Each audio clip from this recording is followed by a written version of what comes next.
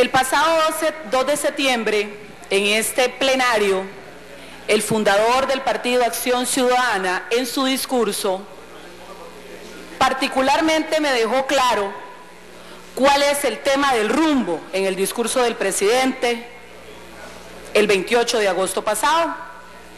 Abro comillas y textualmente se manifiesta: el presidente hizo un diagnóstico profundo de aquello que él llama chambonadas, sinvergüenzadas, ineficiencia de lo que es corrupción e irresponsabilidad con que se ha gobernado en los últimos años. Ese diagnóstico es el rumbo. Con ese diagnóstico que es el rumbo, el presidente de la República le dice a Costa Rica para qué este gobierno va a trabajar en obras como Ruta 32 o en programas y acciones para eliminar la pobreza. Porque en realidad, si no se elimina la corrupción, la irresponsabilidad y la ineficiencia, no va a ser posible. Más allá de ese rumbo en marca, dice don Otón Solís, está diciendo el presidente, nada de amiguismos, nada de abrazos entre partidarios para disimular aquellas situaciones de años atrás. Y le dice a sus ministros, viceministros, presidentes ejecutivos, a la fracción del PAC y a los militantes del PAC, hay de aquel que caigan acciones de chambonismo, poniéndolo en sus palabras y su contexto, de sinvergüenzada, de corrupción y de ineficiencia, porque las sanciones serán drásticas. Aquí no se permitirá, dice el presidente, eso que señalo que ocurrió antes. Aquí no se va a permitir. Y además dice a estos diputados cuál es el rumbo a seguir, y es fiscalizar, evaluar, señalar y ayudar que en la práctica, cotidianamente, con la misma vara que se está midiendo, se mida, para que el tema de transparencia, de eliminar corrupción, no sea un discurso, sino una acción real. Vuelvo a leer el discurso del mandatario y efectivamente el señor fundador del Partido Acción Ciudadana tiene razón, y en esa línea, bajo el nivel de responsabilidad que me dice el gobierno de la República que debo de tener, señalo lo siguiente. El pasado 27 de agosto, en La Nación, en medio escrito, se señala un reportaje puntual sobre el nombramiento al margen de la ley que hizo este gobierno de la República a la directora general adjunta, no cumpliendo los requisitos que exige la ley de psicotrópicos, que habla de que debe tener licenciatura y experiencia en temas de droga, porque tiene que ver con planificación, tiene que ver con gestar funciones en este tema tan importante y tan delicado. Señala el reportaje que se hizo la consulta a la viceministra de la Presidencia, doña Ana Gabriel. La misma señala en su documento que la directora sí cumple con los requisitos. Posteriormente, este medio de la investigación envía una nota a doña Ingrid Moya y la misma señala que lo que tiene es bachiller y sus calidades. Evidentemente, habiendo una incongruencia entre lo que dijo la viceministra y en lo que era real. Al margen de la ley, se hizo el nombramiento y a los 3 días, doña Ingrid Moya renuncia de su cargo. El 7 de agosto, hace unas semanas atrás, la auditoría interna del ICD señala textualmente lo siguiente: el nombramiento que se realizó a la directora general adjunta del ICD podrá causar eventuales responsabilidades al existir roces con la ley.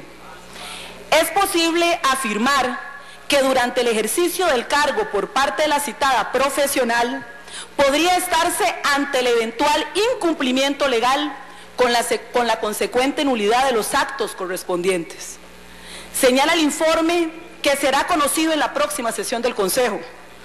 Se pregunta a don Francisco Segura, director nacional del OIJ, y dice: mi voto fue el único que nunca estuvo de acuerdo en el nombramiento por la irresponsabilidad en que se dio. Y señala a la viceministra de la Presidencia que ella influyó en el nombramiento. 2. Desde el inicio de este gobierno se señalaron y se evidenciaron por qué se dio la renuncia en el Consejo de la Persona Joven, donde hubo tráfico de influencias por amiguismo, sin requisitos, con malos procedimientos y nada ha pasado. Y sin qué señalar, compañeros y compañeras, que envío un oficio al ministro de la Presidencia en donde le digo al señor don Melvin Jiménez Marín nos indique si la persona nombrada en la presidencia ejecutiva del Instituto Costarricense de Puertos del Pacífico, INCOP, cumple con los requisitos académicos y de experiencia en la institución establecidos en el artículo 7, inciso A, de la ley del Instituto Costarricense de Puertos del Pacífico. Muy amablemente y como corresponde por ley, tengo respuesta casi inmediata del señor ministro de la Presidencia, y él mismo señala en el oficio DM567. Sobre lo anterior, respetuosamente solicito sean enviados a este despacho sus atestados, indicándole a don Jorge Loría Núñez, presidente ejecutivo del INCOP, documentos complementarios y copias que acredite que cumple con los requisitos. O sea, esto no puede ser. Como ministro de la Presidencia o Casa Presidencial, que es quien nombra, no sabe si el presidente ejecutivo del INCOP cumple o no los requisitos. A todas luces, cuando usted contrarresta la ley y el perfil, hay un gran vacío en contraposición con la ley en el marco de lo que debe gestarse para el cumplimiento de este perfil. Así que ni qué señalar este fin de semana en la asamblea del PAC. Señala los mismos asambleístas que el despilfarro, el mal manejo de los usos de recursos económicos de la campaña fueron chambonadas, y se señala quiénes fueron responsables, indicando que la ministra de Planificación y el ministro de Presidencia tuvieron una injerencia directa sobre el mismo. Quiero señalar al señor presidente que yo supongo lo doloroso que es para él ver que su equipo,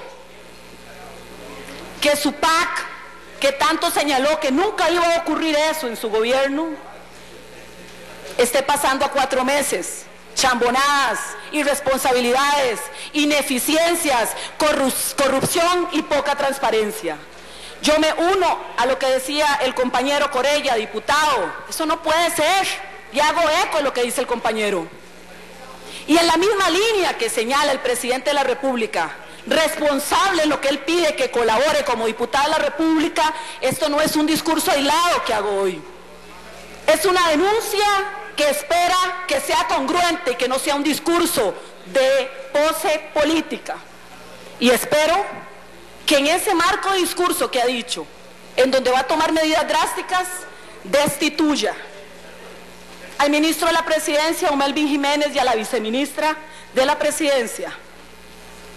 Tiene que destituir a la viceministra de la Juventud, ministra de Planificación, y al presidente ejecutivo del INCOP. Estaré dando el seguimiento, enviando las cartas y diciendo acá y en cualquier instancia que corresponda con los documentos que respaldan lo que digo, las acciones, presidente de la República. Porque esta servidora va a ser congruente en el llamado que usted ocupa de diputadas y diputados. Y la transparencia y los actos de corrupción deben de sancionarse de igual a las personas del PAC y que son de su gobierno. Que esperaremos las acciones para que tenga la credibilidad de aquel llamado que usted hizo el 28 de agosto. Muchísimas gracias, presidente.